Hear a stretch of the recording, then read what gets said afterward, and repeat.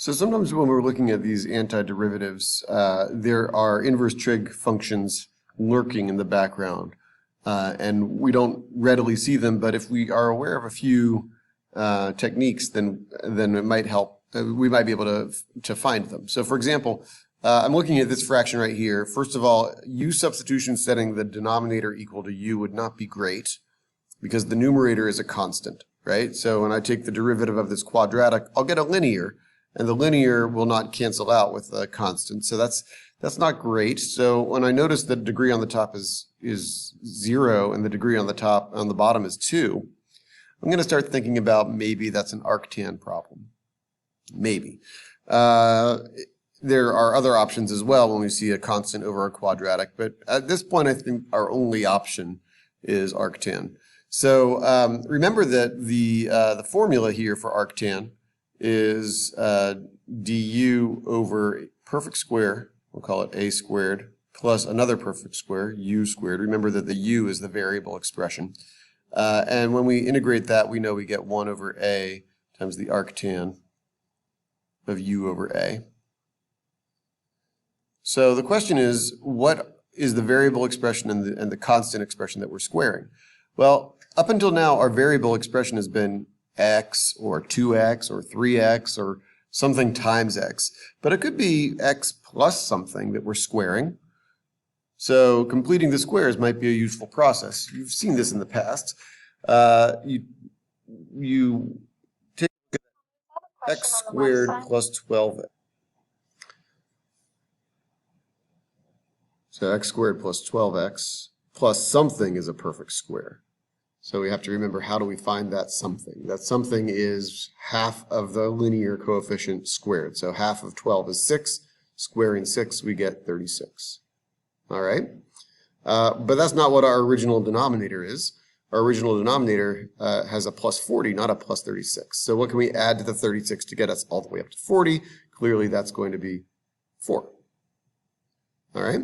So that means if we can complete the square in the denominator, then we can rewrite this as the integral of 4 over, well, this part right here is a perfect square. We'll write it as such, x plus 6 quantity squared, and then that plus 4 is still hanging out there.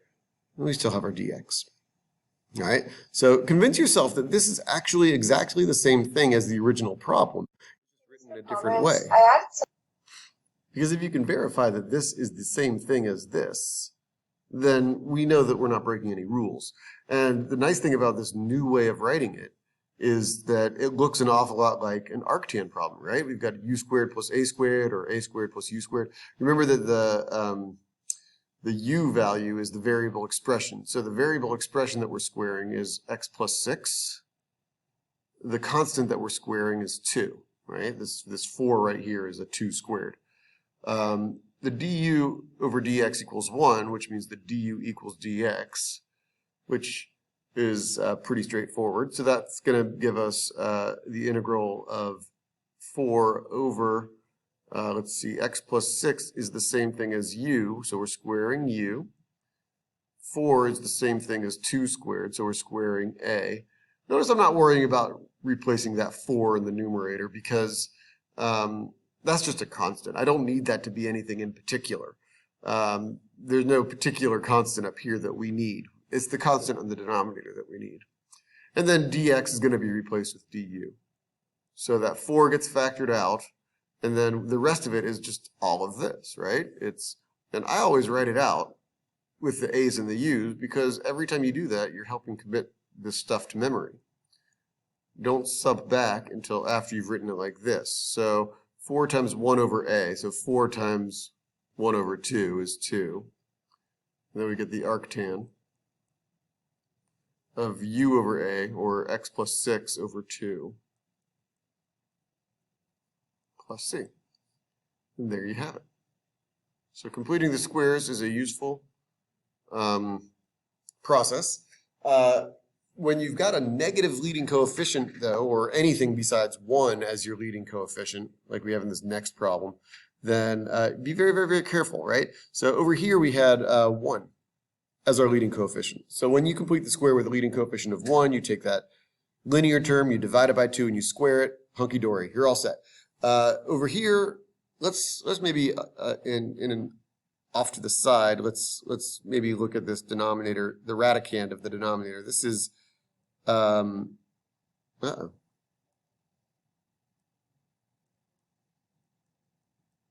So I'm going to try to complete the square here, but I'm going to first factor out that -1.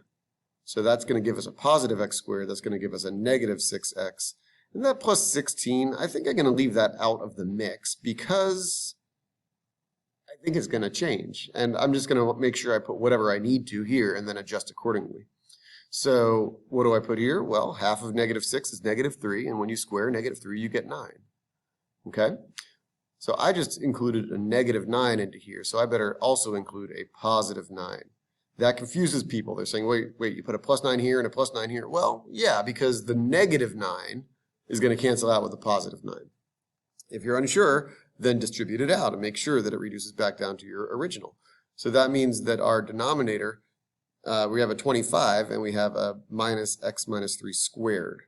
So this is going to be equal, go ahead and go back to blue here. The integral of dx over, we'll put the constant first, 25 minus x minus 3 squared. And that's all inside the square root. So we see a constant squared minus a variable squared, which makes us think of arc sine. Our u value, our variable expression that's being squared, is x minus 3. Our a value, our constant that's being squared, is 5. So du, just like on the last problem, is going to equal dx. So when we do the substitution, we'll go ahead and get, well, let's see, the dx gets replaced with the du. 25 gets replaced with an a squared, minus the x minus 3 squared gets replaced with a u squared. Okay, well, that's exactly one of the formulas we are learning in this section, right? This is exactly the arcsine problem, right? So we don't put a 1 over a here. We get a 1 over a on the arctan and the arcsecant, but not for the arcsine. So this is just regular old arcsine of u over a plus c. And that means we put an arcsine. U is x minus 3.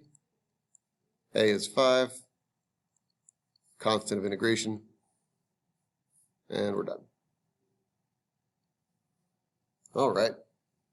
So make sure you factor out that leading coefficient of x squared before you do any completing the squares. You'll notice on this next one, I guess I can finish these two in one video. This next one is not a complete square inside the square root. So if we do complete that square, we already have a coefficient of 1, so that's great.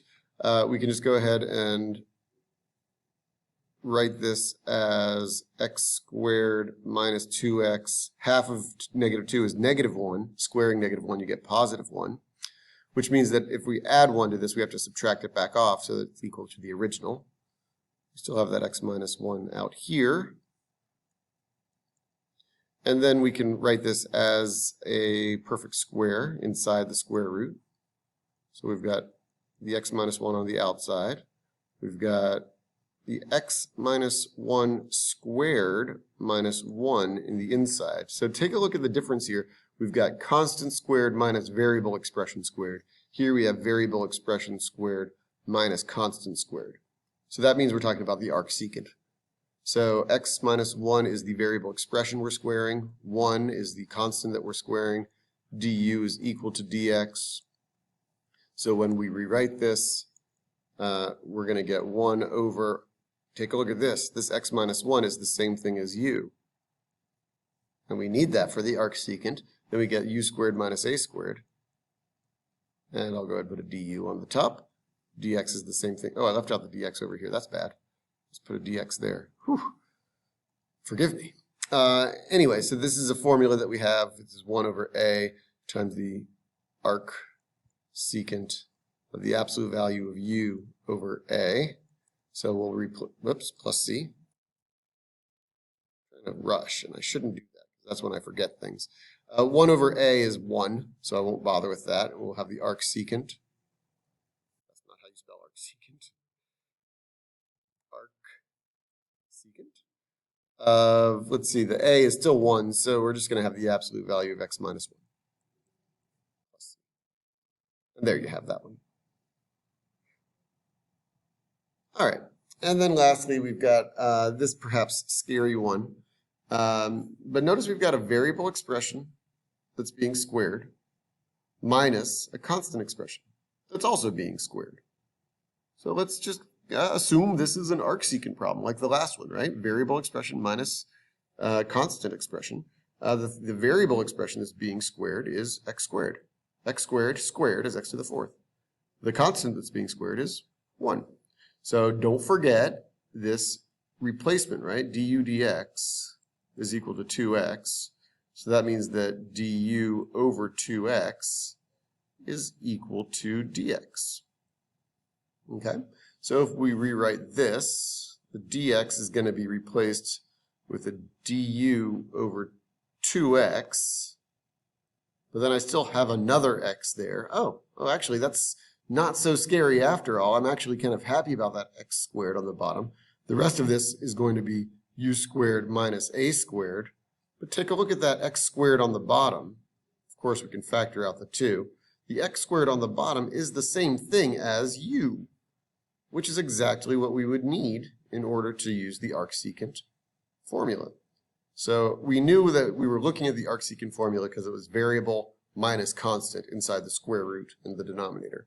So this is exactly the arcsecant formula. So we have 1/2 times 1 over a times the arcsecant of the absolute value of u over a plus c. And a is equal to 1 again, so we don't really care about those 1's in the denominator. So we'll just do 1/2 times the arcsecant of the absolute value of u. Well, the value of u is x squared. Of course, we don't need the absolute values there, but I'll put them there just to